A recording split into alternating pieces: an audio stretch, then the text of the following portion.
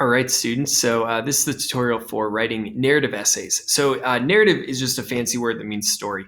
So a personal narrative is a story about your own life.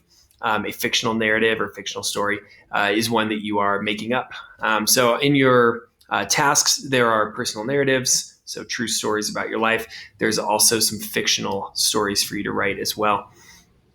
Whether it is fictional or nonfiction, you have the same type of things that you need. So that's what we're going to talk about in this tutorial.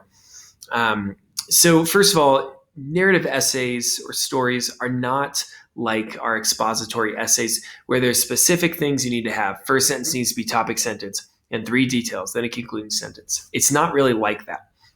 But there still are some things that you need in your narrative essays. Okay, so what you need are these: protagonist and antagonist, conflict, setting, and plot structure.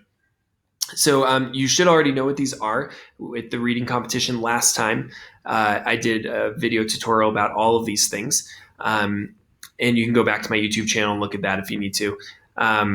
But let's talk briefly about how to write these. So first, you need a protagonist and antagonist, and they need to have a conflict together. Remember, no story is complete. No story even is a story if it doesn't have a conflict. It'll be very boring if there's no problem in your story. It has to have a problem, okay? So your protagonist and antagonist, they should have a problem with each other. Sometimes the bigger problem is inside the protagonist. That's more of a class 6 concept that we'll talk about later on. But the protagonist and the antagonist should have a problem with each other. That should make the story move along. That's what makes the story interesting. There's some problem that our protagonist has to overcome. Okay? With that, I'm going to skip over setting for just a second. The plot structure. The reason I want to go to this is that your plot structure, remember our plot diagram, is built around our conflict. The climax of the story is when our conflict is happening. One person has to win.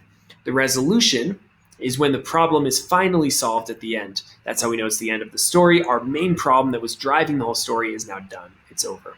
Okay? Last thing, it needs to have a setting. Don't forget to put your setting in the story. Remember, setting means time and place. So in my example here, right away I set up the setting. I say the bright sun shone down on the quiet square, town square in Chaurasa, Darjeeling. So you know where we are. And I think later on, oh yeah, here it is. And since it was summer, so I tell you it was summertime. So we know when, we know where we are in the story. It gives your reader a better understanding of what's going on.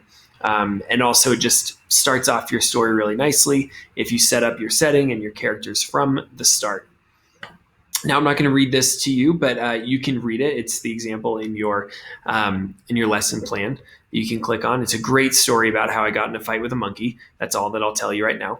But as you read through it, think about how I have all the different parts of a story. Mine's longer than yours will be.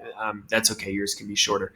But it has the exposition where I'm setting up the story. It has rising action that leads to a climax, which is right here. Has falling action that leads to a resolution at the end.